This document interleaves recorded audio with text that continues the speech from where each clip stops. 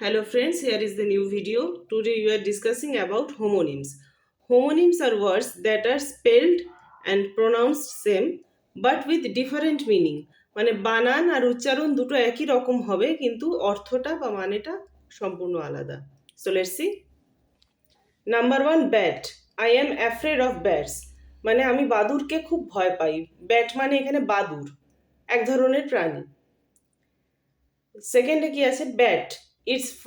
It's his first time at bat in the major league. এখানে ক্রিকেটে যে batting করা হয় সেই কথা বলা হয়েছে আর কি, যে একটা মেজর লিগের ক্ষেত্রে এটা আমার first time batting. Number 2, right. Right 3 ধরনের আমি মানে বলবো, অর্থ বলবো। প্রথমে হচ্ছে রাইট দিয়ে প্রথম যে বাক্যটা রয়েছে সেটা হচ্ছে I am sure I am right, মানে আমি জানতাম আমি সঠিক। রাইট মানে এখানে সঠিক। Number 2, right. Take a right turn at the intersection, মানে রাস্তার মোড়ের থেকে আমরা যাই না ডান দিক বা বাঁ দিক, তো এক্ষেত্রে বলা হচ্ছে রাস্তার মোড়ে এসে ডান দিকে যাও। রাইট মানে হচ্ছে ডান দিক। নাম্বার 3 কি আছে? Right I have every right to stay here, আমার এখানে থাকার সমস্ত রকম অধিকার আছে। রাইট মানে এখানে অধিকার। নেক্সট ওয়ার্ড হচ্ছে fly. A fly was বাজিং against the window. বলছে ফ্লাই মানে এখানে মৌমাছি। বলছে একটা জানলার আশেপাশে একটা মৌমাছি সমানে ঘুরছে।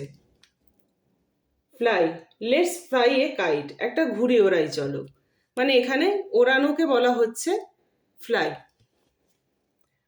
Number 4, ring. I have a beautiful ring. এখানে রিং মানে আংটিকে বোঝানো হচ্ছে, আমার একটা সুন্দর আংটি আছে। তারপরে রিং মানে the children sat on the floor in a ring, মানে গোল হয়ে বসা, বাচ্চারা মাটিতে গোল হয়ে বসে রয়েছে। Next word letter. There's a letter for you. এখানে লেটার শব্দের অর্থ হচ্ছে চিঠি। বলছে এখানে তোমার জন্য একটা চিঠি আছে। Next, B is the second letter of the alphabet. বলছে আমাদের যে অ্যালফাবেট থাকে এ টু জেডকে একসঙ্গে অ্যালফাবেট বলা হয়, আর আলাদা আলাদা করে তাদেরকে অক্ষর বলা হয়। সেখানে লেটার শব্দের দ্বিতীয় ক্ষেত্রে যেটা, লেটার শব্দের অর্থ হচ্ছে অক্ষর, মানে বি হচ্ছে দ্বিতীয় অক্ষর অ্যালফাবেটের। নাম্বার 6 হচ্ছে পার্ক।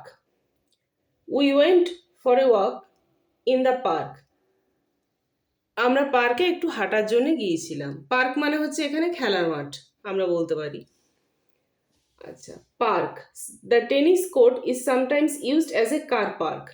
বলছে যে একটা এটা হচ্ছে কার পার্কিং, আমরা যেখানে গাড়ি দাঁড় করাই, রাস্তার মাঝখানে হোক বা যে কোনো দোকানের ধারে হলেও তো গাড়ি দাঁড় করানো যায় না। গাড়ি হোক, মোটরসাইকেল হোক, ভ্যান হোক, রিক্সা হোক, একটা নির্দিষ্ট জায়গায় দাঁড় করাতে হয়। তো সেক্ষেত্রে সেইভাবে এই সেন্টেন্সে ইউজ হয়েছে যে এই টেনিস কোর্টটা মাঝে মধ্যে কার পার্কিং হিসেবে ইউজ হয়। খুব ইন্টারেস্টিং এই ভিডিওটা। সো আমি এরকম 6 রকম ওয়ার্ডের উপর বার করে দেখালাম যে কিভাবে কোনটা ইউজ করা যায়। যারা স্টুডেন্টস, তোমরা ভালো করে এগুলো যদি শেখো তোমাদের খুব কাজে লাগবে। আমি বলবো এই জিনিসগুলো তোমাদের খুব কাজে লাগবে। আমি হোমোনিমসের পরে আরও ভিডিও বানাবো, আর তোমরা যদি আমাকে কমেন্টে বলো তোমরা এই ধরনের আরও ভিডিও দেখতে চাও বা কোনো টপিক আমাকে সিলেক্ট করে দাও, তাহলে আমি অবশ্যই তার উপর ভিডিও করব। তোমরাও কিছু ইন্টারেস্ট দেখাও, তাহলে আমিও ভিডিও করার একটু সাহসটা পাই আর কি। সো আমি একটাই অনুরোধ করব, please like and share my videos and subscribe my channel. Thank you.